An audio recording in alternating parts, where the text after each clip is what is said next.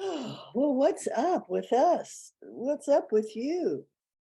Well, I just got off a HR thing that was all about AI. Oh, not fun. No, not fun at all. The Republicans are already using it in political ways to drive votes Really? because you can, with bots, create language and photographs that appear real. Really? I didn't know that. Oh, yes. Oh, yes. I mean, he was going through examples. You have photographs that you can generate just by saying, I want a loving picture with a man and his child. And you get a loving picture with man and his child, which has no relation to reality at all. There's no human in that picture, no emotion in that picture. If you look at the eyes, you can tell because they're not really engaging. But other than that, no.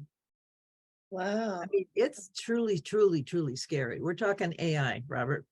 Yeah, I got it. Yeah. So what did you see? What's the example you're describing? Well, there was a whole bunch of them. So Humanity Rising today was by a guy who is very active in promoting rules around AI, that any artificially generated anything should say artificially generated, period. Whatever it is, there should be some signal that says this is not real, because they are already using it. The Republicans, he had an example of an ad in San Francisco where they were talking about the crime in San Francisco with pictures of crime in the streets. None of it was real. It was all generated by a robot. Who, you wouldn't know unless you knew. And the sophistication of that, and they have robots now that can lie. I mean, why, if you don't want a person to lie, would you make a machine that could? I don't understand where our minds are, but there we are. So what do you do about that? How do you control it? How do you make good use of the capabilities and limit the problems? And we're not really dealing with that. They're starting to very peripherally. He had a wonderful photograph of Trump being surrounded by policemen, and he was all furious and all of that. It was totally AI. There was no reality to that picture at all. And you couldn't tell. There was no way to tell that it wasn't real. So the ability to sow those falsehoods of whatever kind is there and is not regulated. And people are going to use it in this next election. And Yeah. Steve Bannon, he had a quote from Steve Bannon that was truly chilling, who just said, oh no, just pump out that shit. That's what we want. We just want to pump out more of that shit. So you know that there is a drive in the Republican Party to use that. And what are you going to do about it?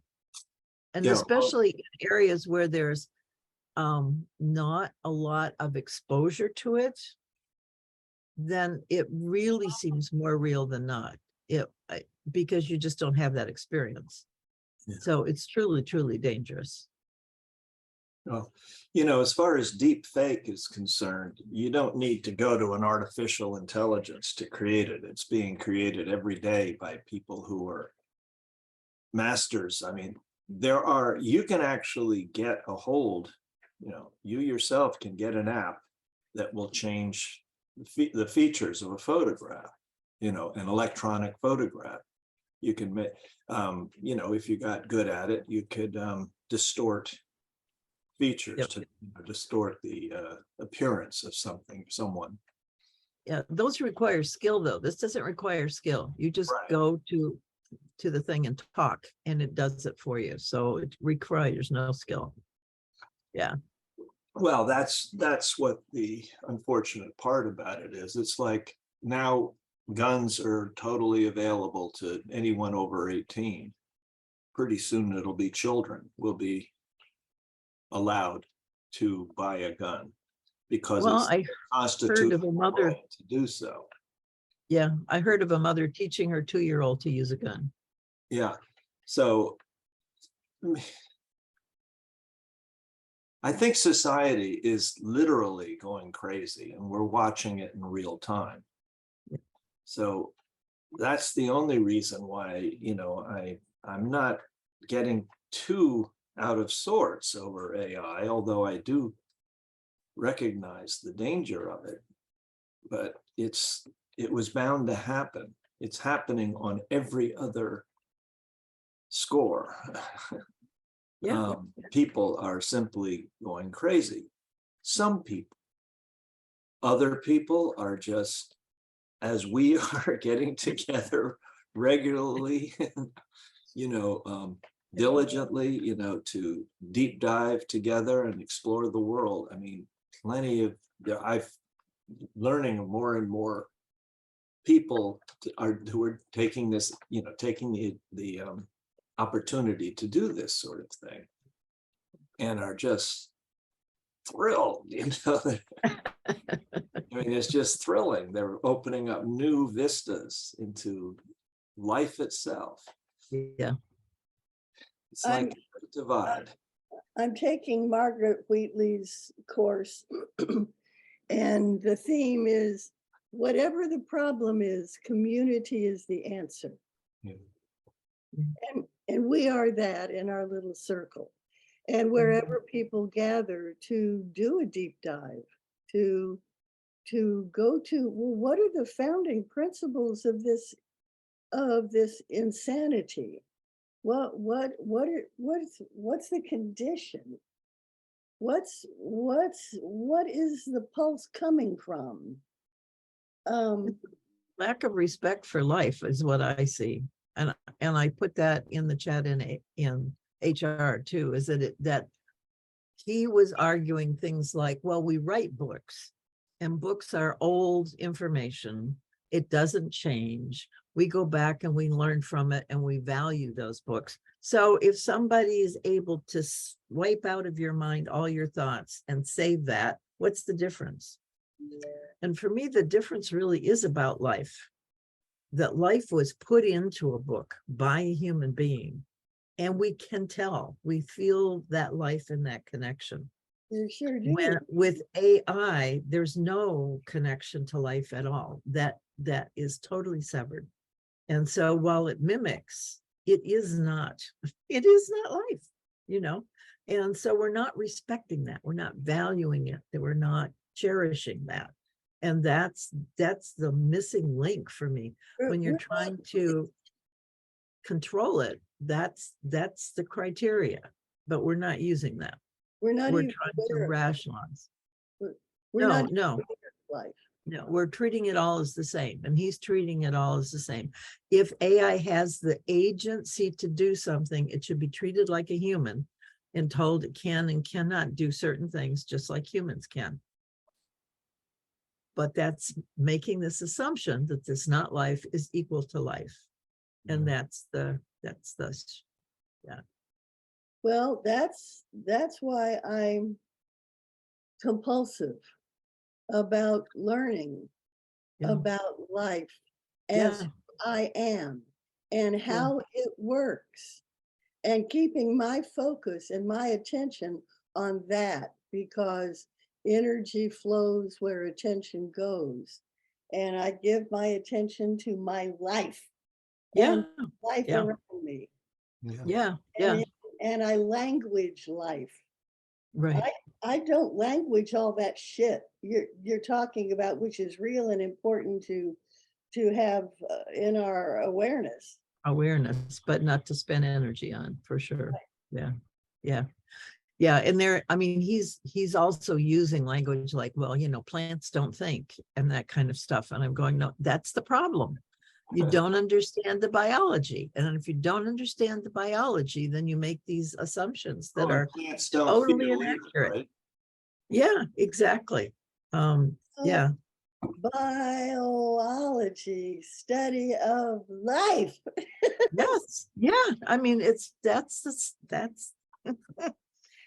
That's the difference, whether you care about life or you are trying to get away from it. So a long time ago, when some of us were focused on morphogenetic fields, I came to understand, keep feeding the morphogenetic fields that we want. Keep holding Yeah. those principles, keep talking about it. And that other shit, don't energize it. But Right. except to inform like you are and like they did. Yeah. But that ain't gonna get my attention, my Mhm. devotion, Right. my Right. focus. Or my curiosity and interest either. That's Yeah. right. That's Yeah. right. Because You know, it's bigger than life. Yeah. let me introduce a phrase here that I've been thinking about, or word that I've been thinking about quite a bit lately. It's the idea of praise. Yes. Praise. To me, the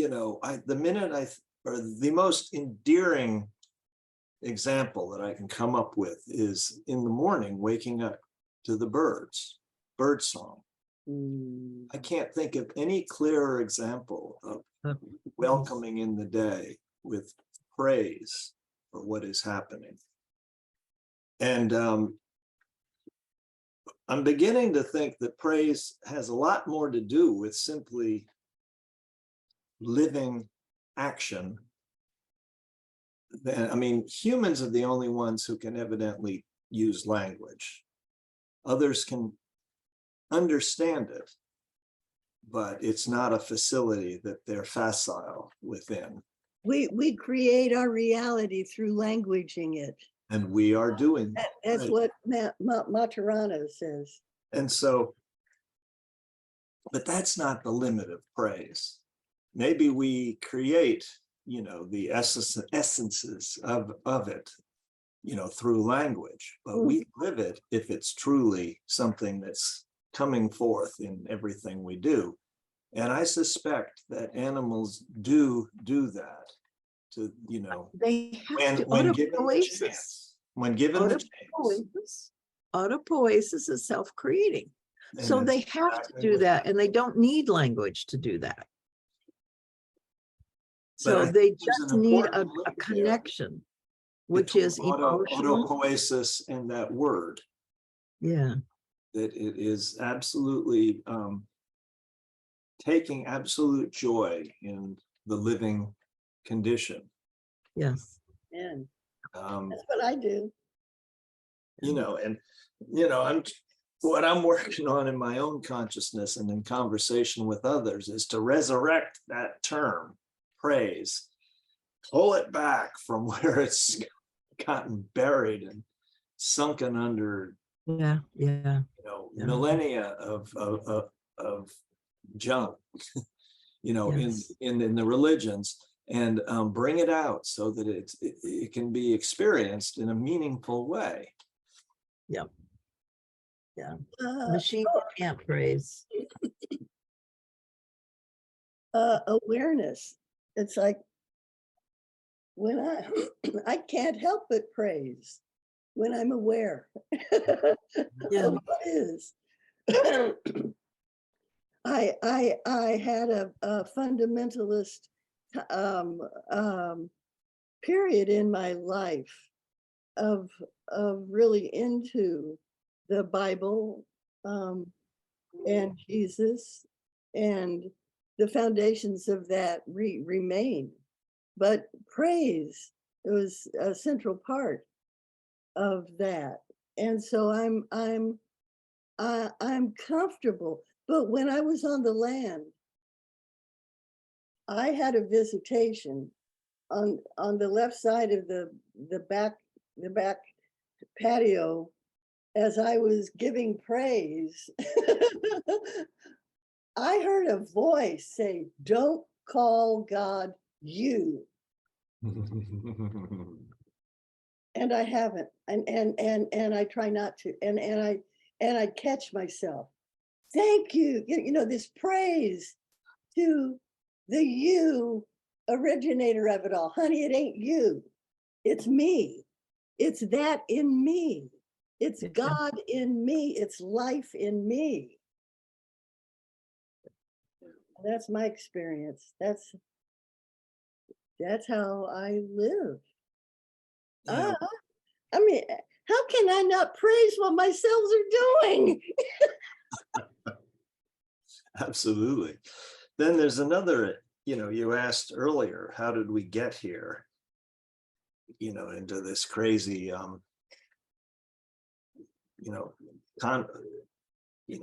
consciousness conflict that's seems to have overrun our entire civilization. I see it as the divide between I and we. Yeah, no, the separation. Yeah. It's seeming to be worse because at least 100 years ago and earlier, there was at least a semblance of understanding of the commons, that part of, our creation that applied to we, us, not just I. But what I see is the absolute capitulation to the concept of I. Well, it's I and they now, not we or us. Yeah. Yeah. Everything else is. So I, thou, I mean, that's been criticized enough. And usually that thou at least shows an interest in a higher. Right. No, I, they is simply those. Yeah. The unwashed. But so, and yet people talk about, unity. Remember, what was it called? There are a number of unity projects, association, There still are. I mean, there's world unity. They're very prevalent in my mind, and I haven't been following too many recently. I haven't learned about it. Temple of Understanding was another one that I was involved with. People have been pursuing this kind of, intentional regathering of the human spirit. But I don't know how well it's doing. Well, what I see coming up in that's been awkward is include this artificial inclusion is what I would call it, where you have to include the other. You have to include those who hate. You have to include those. Yeah, you have to. You can't discriminate. You can't sort. You can't acknowledge that there might not be a meeting at this point in time, which doesn't mean a condemnation, but it does mean a clarity of boundaries, and they're wanting to eliminate those boundaries in the name of unity. What that is a dynamic of is outside of ourselves, is cultural, is social commentary, is which I refuse to do whenever PC I can. Stuff. But Political correctness. What? Political correctness. Well, political anything, forget it. But it is the I. I mean, I've had a journey through that, through this with Andreas Weber and so forth. Is because I tend to be an independent woman, okay? And I always have been. Kathryn, did you notice that she was independent? No, it's a surprise. Yeah, totally. Ooh, it blew my mind. So I has been central to me. And still is. But now my understanding has been expanded to I am interdependent with everything. I am not a single entity that creates that. I mean, I do create myself, but in structural coupling with everything else. Yeah. So that's, I mean, to be aware that we are self-making is essential. To be aware that our lives generate out of our I-ness is essential. And Yeah. that we are responsible 100% plus for all that I am and happens to me and that I do. And this structural coupling thing, this interdependent thing, this oneness of biology, this sameness of life. I'm on a soapbox here, aren't I? I didn't realize Well, it. It's true. and the discussion of that coupled with the realization that all life does that. And when human life chooses not to, then it has that choice, puts it out there. It's not like you can include it because it has to be a mutuality. And when it's not willing to be mutual, it becomes parasitic, it becomes toxic. And that's part of what we're dealing with.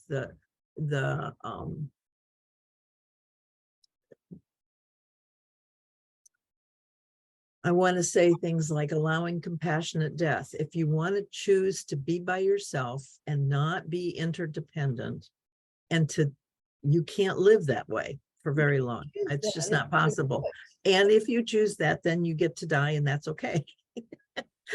Oh, I mean, you can't not do that because it does require that mutuality. And when one part withholds, then it gets the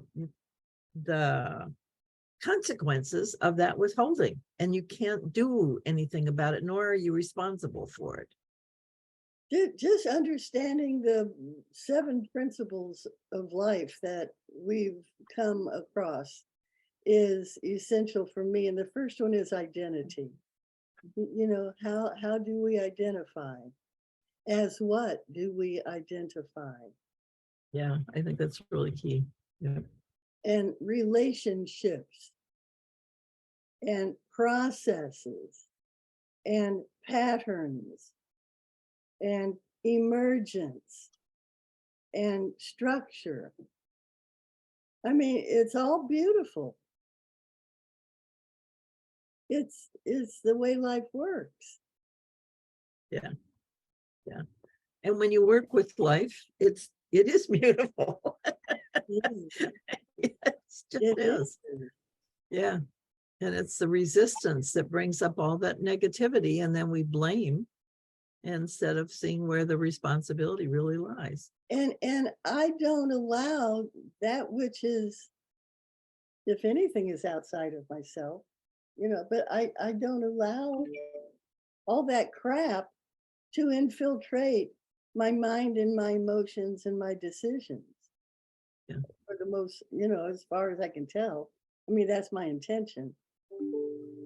Because I understand each one of us as an identity, as an autopoietic identity, totally responsible for our own experience and choices and capacities. Yep. Well, I would totally agree with that, with a caveat, which is that we live within a flow of other life.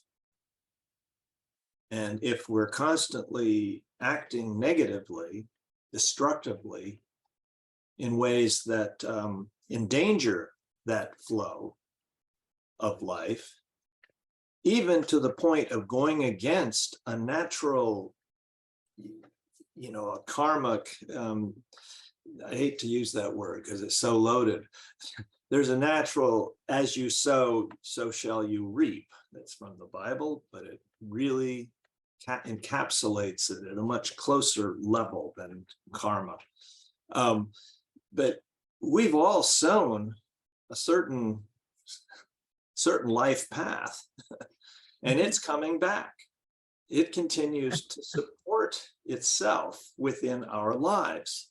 Yeah. Now, if we're truly ascending in consciousness and we are able to see ways that we can make corrections, we can change. It's quite possible to change.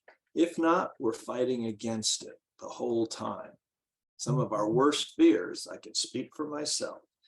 One of the worst fears is that, I'm not good enough. I failed in some way and I'm going to regret it to my grave. Yeah. How many people have that deep-seated impression of themselves? I mean, I know I used to, and it is totally disappearing now, and I couldn't be more grateful.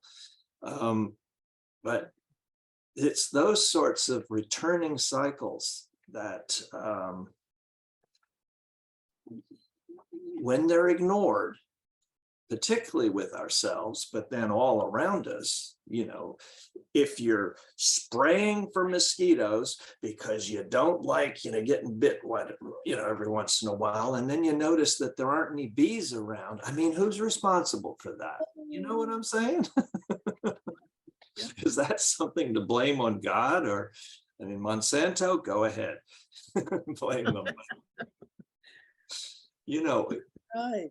It's like we live in this flow of entanglement, Right. entangled factors and cycles. And it's so bloody complicated that even the most powerful computers on this planet can't even begin to Right. capture the essence all at once. It's like, and it is my belief, and in fact, I might identify, define God as that entity within that entities. I don't know if even that's the right word, but that Right. aspect of consciousness that is embodying all of this. Yes, That's life. God to me. Yes. Yeah, I truly think life is another word for God. And you can use the word life, Yes. because anything that is expressing in any way is alive. Yeah. That's why they used to say that rocks were alive. For goodness sake, I haven't experienced that deeply in myself yet, but I'm close. Oh, you can ask some questions. Pick up a rock and ask if it wants to go with you, or if it would rather stay. You can tell. Okay. Because they really like where they are. They don't often like being taken away from where they are. I've expanded my sacred embrace, my embrace of the sacred to fungi. Oh, yeah. I am absolutely in love with fungi. And Yeah. I gotta write that as down. divine, as sacred, because what they do is so godlike. It's incredible. They are responsible for life. Yeah. And keeping They it are going. the foundation Oh, of it's Merlin. Oh, on yeah. earth. That Merlin looks like a Sheldrake. next book for me. What?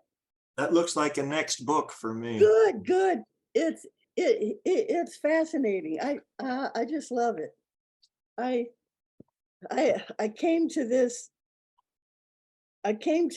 sentence, and it just does something to my cells. Hold yourself down, Ani. Just hold yourself down. I know. I have to try to keep that in mind.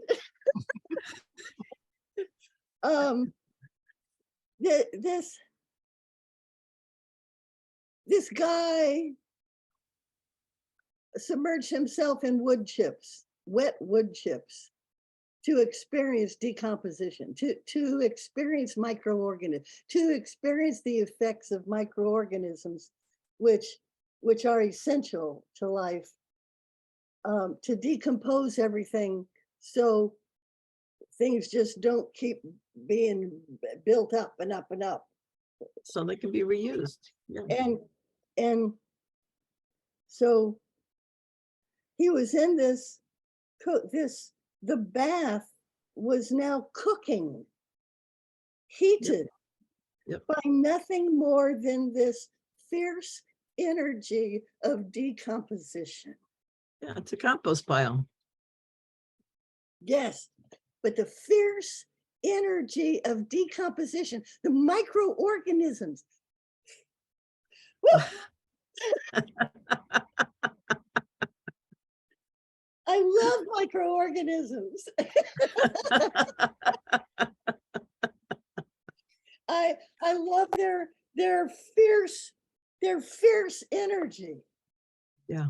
Yeah, no, that's a great phrase. It is heated by nothing more than the fierce energy of decomposition. Yeah. You take it for granted.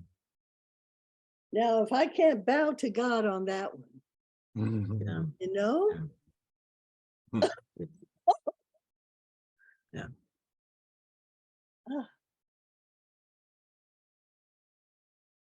If you really read about and have some inkling about fungi and what they're doing right now, it's humbling. Yeah. Yeah. And it's yet another vast portion of life that basic human understanding is almost nil. No, Yeah. right. There are some people who've truly made strides, in that direction, and thank goodness we're starting to see a number of popular titles coming up, books on fungi. But I mean, I just look back 6 months and see what my understanding of it was very, Yes. very close to nil. Right. Yeah. Yeah. Yeah. No, it's changing so fast. I mean, we're in this race for life and against life. Yeah, that's it. That's it exactly. We are in a race right now. And fungi ground me, because all this shit that's happening, all this AI stuff, all this cultural, that ain't nothing compared to the fierce energy of decomposition, of fungi. So I balance all of our cultural shit with fungi. I just have them eat it up. Yeah, because there's a very important difference here. All of this artificial stuff, you take away the fuel, and in this case, it's carbon-based fuels almost entirely. You take that away, and It dies. artificial stuff stops. That's right. That gives me hope, frankly. Whereas the It gives me fungi, great well, hope. any living form, what it needs is simply all around it. And in fact, because of the way life seems to work and has been working for a long, long time, wherever that little bit of life finds itself, it's probably in exactly the right place to find everything that it needs. Yes, yes. And we seem to have forgotten that. Yeah. Yep. We grew up with it, in the 50s, 60s. We still knew, my sister in particular, as a youngster, would go out in the woods and pick herbs.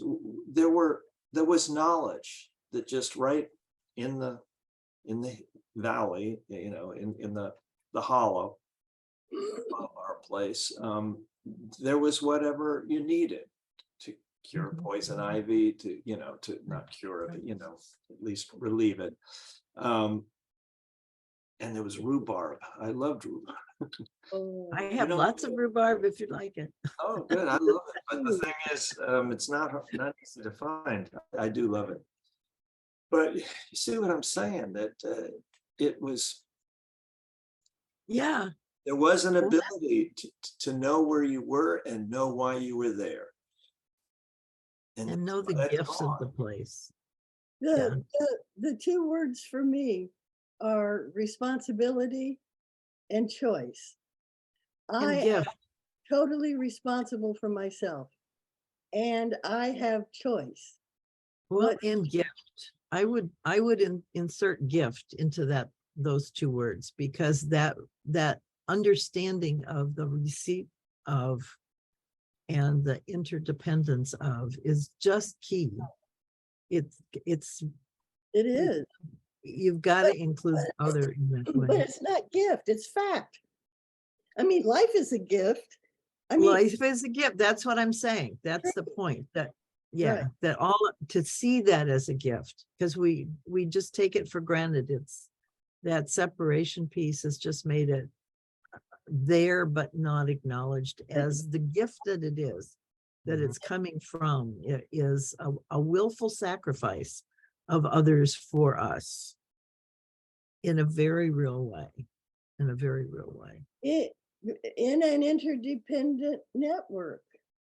Yep. Yeah. Yeah. That interdependence is a gift. It's a gift we give, and it's a gift we receive. It's a pattern. It is a gift, but life is a gift. Awareness is a gift. Yes. Awareness is a gift. Awareness of the pattern of life. I think that's where praise comes from, is recognizing that gift. Mhm. The overarching, awesome gratitude. Yes. Yeah, giving thanks for it. Yeah. For that. I agree. I do too. I mean, even just to bring it down a few notches, talk more at the gut level where we live. My cat comes in every morning, and there's a specific pattern to it. You know, she's there. She changed that lately. Last time you were talking, she had gone an hour early on you. Well, sometimes she messes up, but Okay. generally she's very close. But it's more than just waking us up. It's very funny. I mean, I have to sit down to put on some of my socks and some of my clothing, and she'll come over and she just won't leave me alone. Just is rubbing against me. It's like it's a greeting. Yeah. It's a celebration of the fact that, hey, we're alive still. We have another day together. We got another day. Play. You know, but she carries it on. I mean, once her job is done, she goes and sits in her box for a little while. But once I sit down, or my wife comes out, we both sit down for our coffee. There's this arm of the sofa that's usually right between us, and she sits there on the arm of the sofa and just purrs. She won't get on her arms, but that's her way of. Lovely. Right. She's decided she's part of the family. Yeah.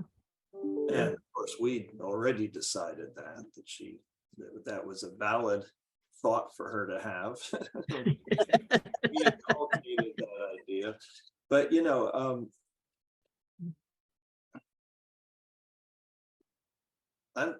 where I'm going with this is that, you know, there's no such thing as a dumb animal.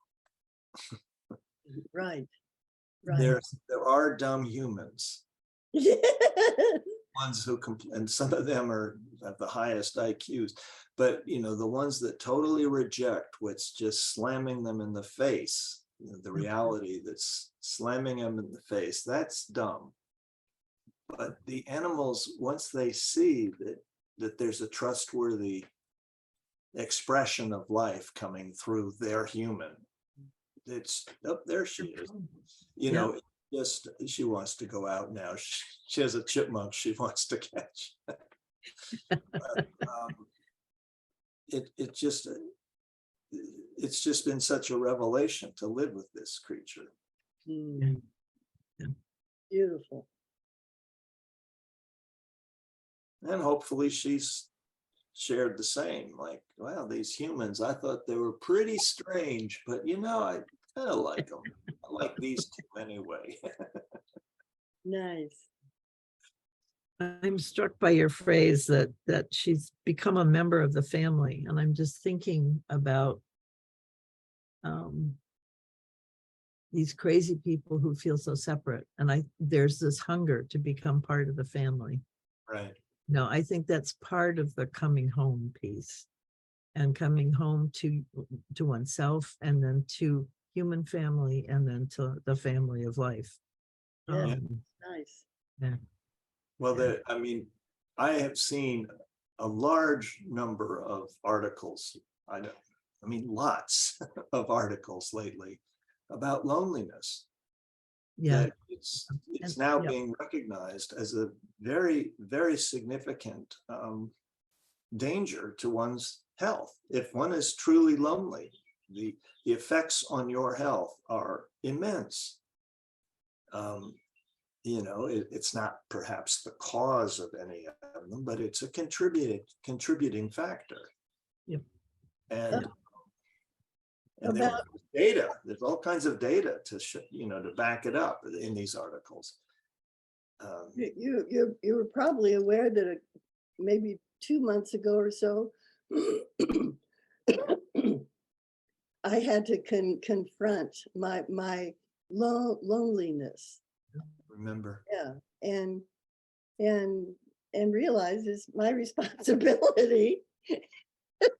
Okay, just I went online to see what I could get involved in here, and I came to the recreation center and realized I could go play ping pong on Thursdays and line dance on Mondays. That's all I needed. Just that thought knocked me out of my loneliness, because I have an option. I know what to do to help myself. Yeah. And the thought was enough. I haven't played ping pong or line dance, but the thought of it, the freedom of it, the choice of it, the option. Yeah. Exactly. It's choice. Point. Loneliness is a choice too. Yeah. It denies that connection. Every time that connection's offered, it goes, oh no, not me. That's a choice. Well, it's a little more complicated than that, though. It wasn't a choice to feel lonely. It was a choice to take responsibility and kick myself out of that shit. Yeah. Well, that feeling comes when you choose not to be involved. Well, when you choose to be involved in something else, Then it goes away. Yeah. it goes away. Yeah. Well, I mean, I would say that the choice was made in maybe a subtler way. There's that little voice, and all of us have it, which is saying, you're not worth it. You're not worth worthy. having these friendships. You're not capable, or however it's phrased. Yeah, it's not for you. The choice is to listen to that voice. Oh, nice. I like that, Robert, very much. Yeah. Yeah, I mean, you didn't choose That's to, exactly right. but you chose to listen to that voice, and suddenly it became not suddenly, actually, it can be over years, but it becomes overwhelming. Yeah. Particularly if it leads to something else like substance abuse of one sort or another, and then that just shuts you out. And your body confirms that choice because it lightens in vibration. Yeah. When- There you go. Yes. Yeah. It's sensorial. Right. The route out of it is sensorial confirmation and choice, like you're saying. Works for me. Yeah. Well, it has worked. I rarely see such a bright, shining face. I know it's ridiculous. I know, it's just totally out of control. Totally. I've just given myself over to it. I've surrendered to life. There you go. That's Yeah. And Andreas Weber is someone who really helped me by focusing on our sensorial capacities. The feeling. Yeah. Feeling, How important that is. Yep. feeling alive. Yeah. That's our connection. Yeah. I think it's more than words, actually. It's that feeling. And we exchange that to each other. We don't need words. You can walk into a place and feel. You don't need words at all. So that's primary. We add words to explain what we're feeling, but it's the feeling that's really the connection. I can recognize it on Robert's face when he has a thought that he's starting to verbalize that's taking Yeah. us to a place of feeling. I'm already feeling it as his face changes before the words come out. Yeah. Yep. If there is some kind of a lead shield that could maybe protect me from that. Sorry. Well, and that's Annie's exuberance is exactly that. You feel that exuberance, you know that. Yeah. Good. Yeah. How are you feeling? You look well. Oh, me? Yeah. Um, Yeah. a few weeks ago, the oncologist told me that if I can make it through the next visit, August, with staying absolutely clear, that he'll consider me Aha. over, you know. And your lungs are fine? So in 3 months, I have had, he did find some issues going on in my lungs, so I have had them looked at. And they're finding just really old conditions that, you know, none of this is gonna, I mean, I'm gonna be around for a while. Because there's a whole thing happening in the next few years, and I wouldn't miss it for the world. What is your relationship with your breath and your lungs? The what?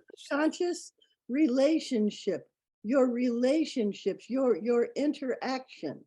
How do you interact with your lungs, your breath and your lungs consciously? Yeah, well, there are all kinds of different inroads there. I breathe easily. There's no problem there. Yeah. But Just talking about relationship though. I have felt Relationship. saddled with a particular, I mean, there is a particular condition which I've I known can about. feel it here. It's And right it here. goes back for 50, 60 years, where, you know, if I'm on my bicycle and I'm trying to ride up a hill, I have to get off. My heart suddenly starts racing. Sure. And so that, you know, and so I just have no more energy, have to get off, can't breathe. So, but that's the only time I have shortness of breath. Is that sort of thing. Or now it's, if I picking up 100 pounds in a wheelbarrow and pushing it up a hill, when I get to the top of the hill, I mean, I'll have to go on a swing for a while. But Ani was talking about your relationship with your breath. That's a different thing. To think about how you're relating to your breathing and how that breathing relates to who you are. Well, that's a good point. No, I don't It's a whole, I know yeah, it that well. yeah, that thinking about that might be a solution or at least a path to understanding that. Because you are a force other, this isn't going to be right, but I don't know another way to say it. You are a force other than your body. You are a spirit or whatever, Yeah, an impulse, whatever, life form. So you can cultivate a relationship with your breathing, your systems, your cells. Yeah, no, that makes perfect sense to me. Yep. And I haven't thought too Yeah. much Yeah. about it. But yeah, there's a block right here. There's a barrier that you put that when you breathe deeply gets impacted. So that's something you can think about. Well, I often just stop breathing. What? I often just stop breathing, and my wife says, breathe. Breathe. I remember that in my past too. I would just forget to breathe. I don't do that anymore. I don't, somehow I got out of it. Good. I like, I don't think I have yet. I Well, also have the extreme. life in you won't forget to breathe, but you might forget to connect to that Yeah, life. that, you know, and just, I mean, I've never had a problem waking up at night from the night, but my heart rate is very, very slow. You know, it'll be in the 40s regularly. Hmm. Wow. I went in to have a test done just Wednesday, and the starting rate was 36, and they looked at me like, "What's going on?" Well, I'm hibernating. No.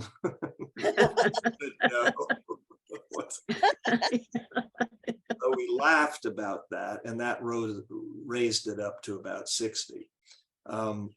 So yeah, there's some work to do here. Yeah. What came to me while in the conversation and about this area, which is different than the lungs in the back, this has, you know, this is the area of the heart. That's right. It's the area of emotions. This is the area of, you know, maybe some things are kind of stuck there that affect things, thoughts, incidents, that I would invite you to explore intimately.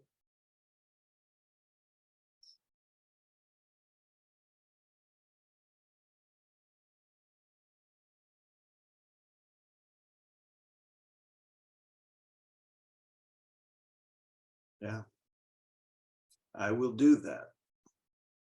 Okay. I was just sort of getting a pattern set myself, but I will do that. Good.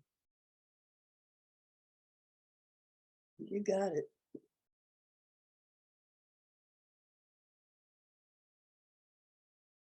Deep dive is good.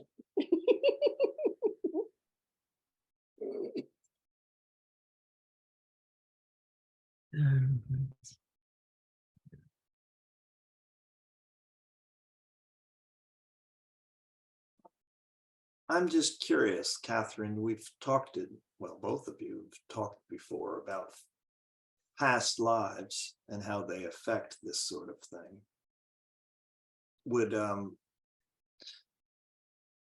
Would conditions in past lives sort of predispose me to this kind Absolutely. of blockage? It's a belief that was formed about something, and you're protecting your heart. Well, I know one belief. Yeah. Since we're deep diving, I'll just share it. It's a belief that people will kill me. Yeah. It Which may is true, but that's okay. You've got the resistance to it is what's keeping it there. So Yeah. that's probably along the lines that it lies. Yeah.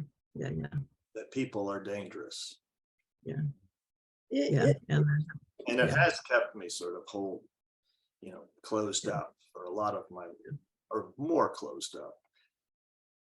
I noticed a long time ago, put me on the road, hitchhike, and then hike across the mountain range instead of getting a ride for the sheer hell of it.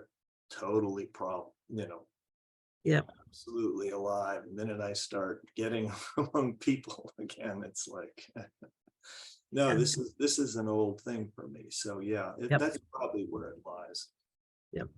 It could very well be a past life. Yeah. Or several.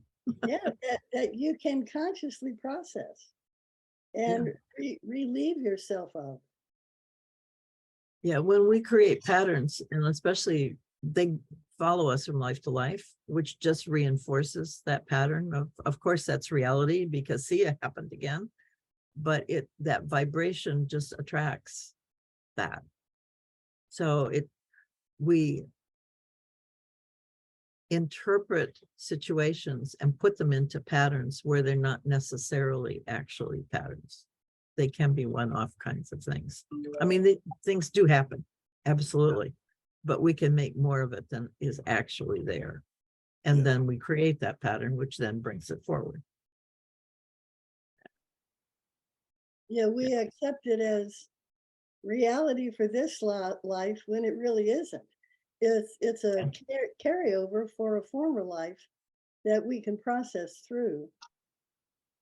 And we've been thinking about the word resurrection lately. And the difference between that and rebirth. Again, a number of my friends are considering these things all of a sudden. It's coming up in conversations. And I see resurrection as receiving, it's not reborn, it's not being reborn as something total. No, it's not totally new. It's receiving all that has been and raising it up so that in the fires of life, that decomposition business you were just talking about, in the fires of life, it can be eliminated, just released, And, that to me is what resurrection is. I just wrote a blog on transcendence, and I can't remember if I put it. It's in my blog. It's on Medium.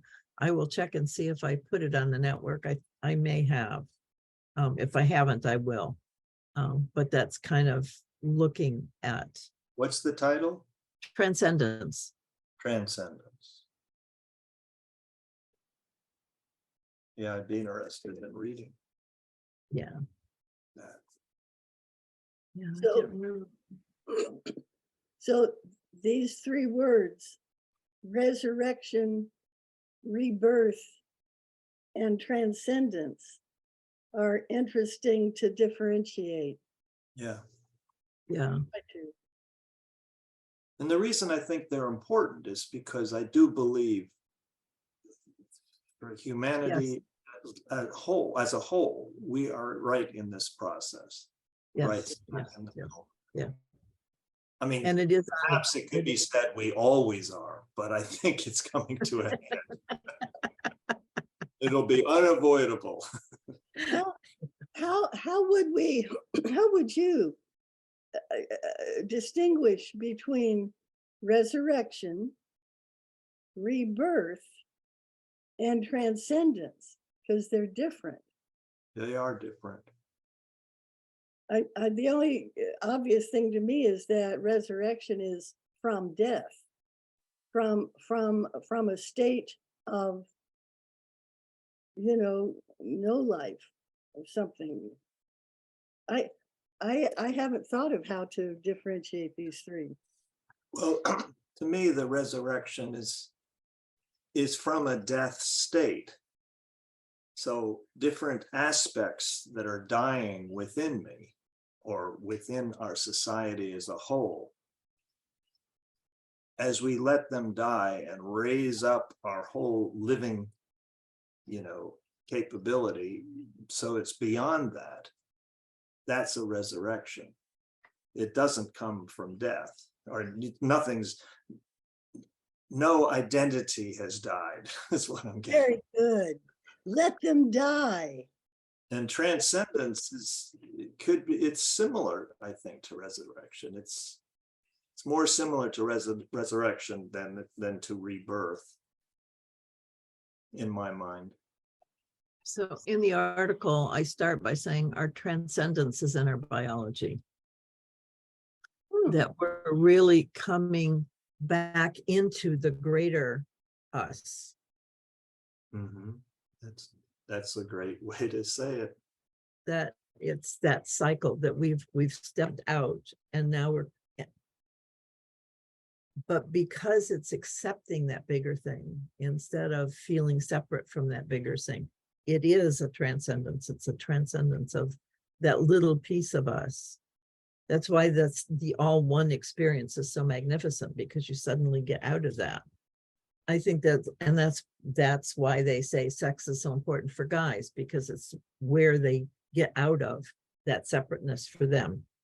For women, it's a connection, and it is a connection for men too, but men are so separate that it's sometimes the only place they really feel connected, and why they hang on to it so strongly, because it gives them that fleeting, but experience of that connection.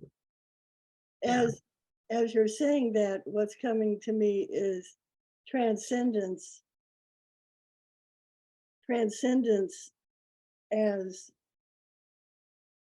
letting go of the patterning and limitations of form, you know, of my body, of my identity, of all that, well, whatever, but into a larger realm, infinite, into an infinite realm. Because these are finite. Yeah, well, yeah, there's, so the biology, the finite is is a biological expression of the infinite, which is life. Say that again. The biology is a finite expression of the infinite, which is life. And there's been this dichotomy of thought that there's a difference between body and spirit and body and mind, and that these are better, but they only exist in that relationship. And so that expression of life that is form is not who we are, but it is inherent in our expression of who we are. So we exist without form. I mean, that wouldn't be true if we didn't connect with people who died. I mean, none of that would happen if there wasn't something there that's not finite. So there is that. So as a separate entity from life, still, it's there because our consciousness continues without form. But when we recognize that connection, that is the transcendent piece, when it's all of the whole instead of separate things. It's all of a whole. You get that whole, the wholeness of that, the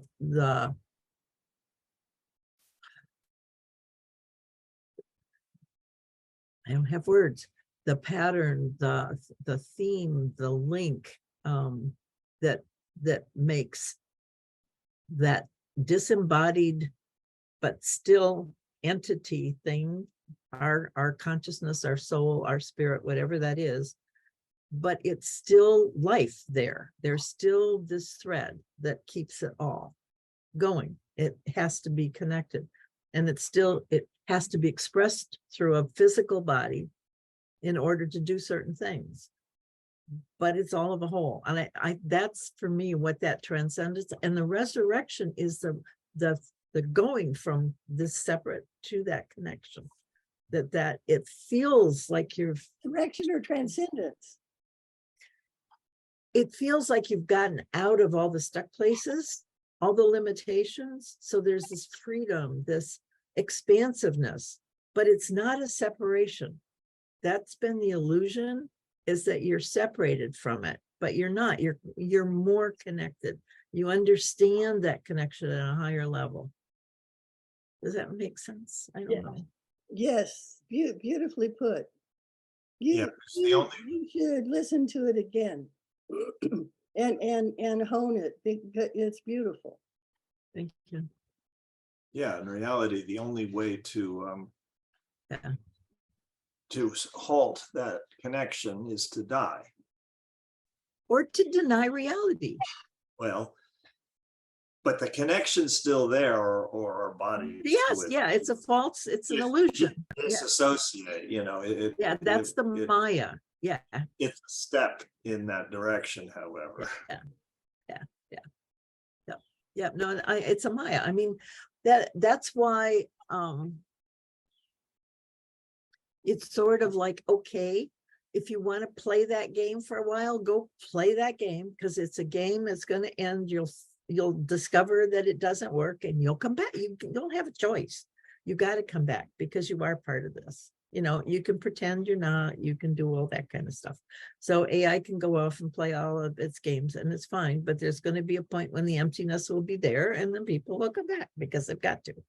There's just no way out of being who you are and what we are. In the forest, I was so I became so aware of the finite, of my finite and infinite that I am. And I could distinguish between the two. I mean, it's finite because we are finite and Yeah, infinite. yeah, the tangible's finite. Yep. Yeah. But the intangible isn't. And that's, sort of the glory of reincarnation, is that gives us an infinite tangibility as well. Infinite tangibility. Well, I think that's part of that yearning. The guy on AWA is talking, well, I want to be immortal. And so so books make us immortal. That's part of our, we think. And this is a story, Robert. This is for you to remember being the person who wrote the book you're reading. Mhm. To understand that you can do that. Say that again. Well, to remember the book that you wrote.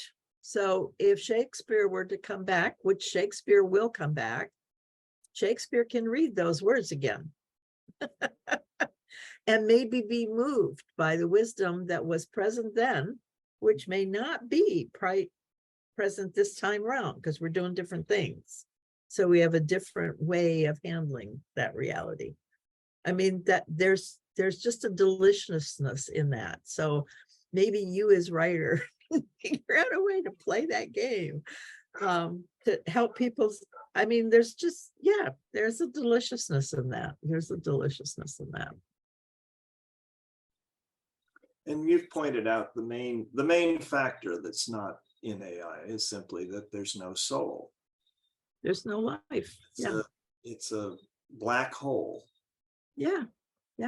But the only thing it draws, the infinite is not there. The infinite, which is soul. a connection to anything. Right. All that's there are, what do you call it? Coding, that indicates the way people have thought in the past. That's all the AI has to work with. Yeah. And it's all past. There's no future or even present. It's all past. And the writers about it make a point that, that AI is going to accumulate as it gets stronger and stronger in terms of its capability. And there's more and more power put into it in terms of computing power. It will devour all the information that is out there, but it has no way to understand it at all. Or generate. No, it can recombine, but it can't generate. It's not part of that experiential, continuity. And that's why it would feel dead, because it's never been alive. Right. I'm aware that as you spoke of what the nature of AI is about, you help create its future. I mean, it's like we do create reality by what we say. And that's why we have to be very thoughtful about what we say, because we create. And you don't want to create what you just said. Mm. So giving a caveat, I don't even know how to spell that word, caveat, but I think I know what it means. So just trying to keep that in mind for all of us. For me, That's a good point. Because I don't want to create more of what I don't want, more of what I don't want. Right. And that's very much what AI is all about. We're creating things we don't want. It's and then dealing with the problems like they're real.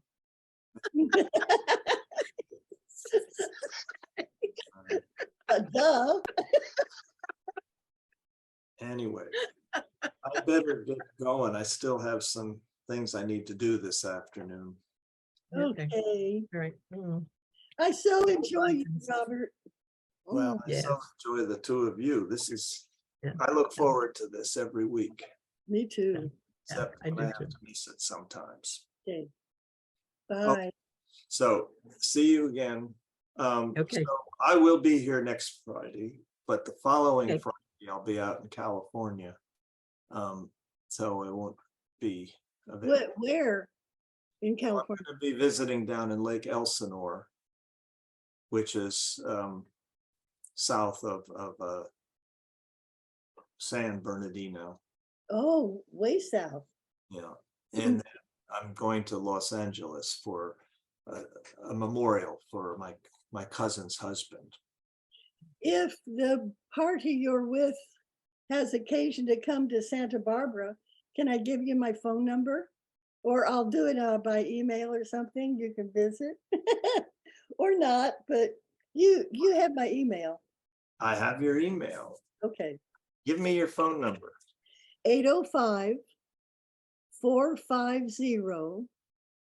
805-450-2238.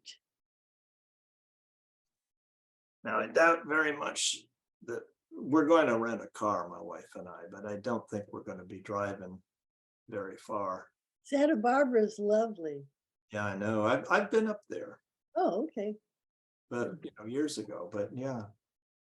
So no, I'll put this down because I'll give a call just to All right. just That'll be because I'm in fun. the neighborhood. Woo. And it's a local call. Yeah. Yeah. Boy, I must say you really have got me centered on this, and I can feel that weight. Once you Yeah. name it, begins to show Yeah. itself. Yeah. So I'll Keep keep us posted. I'll When keep calling. you have clarity, the little pieces of clarity. That'll help. All right. Bye. All right. Bye-bye. Bye. Bye.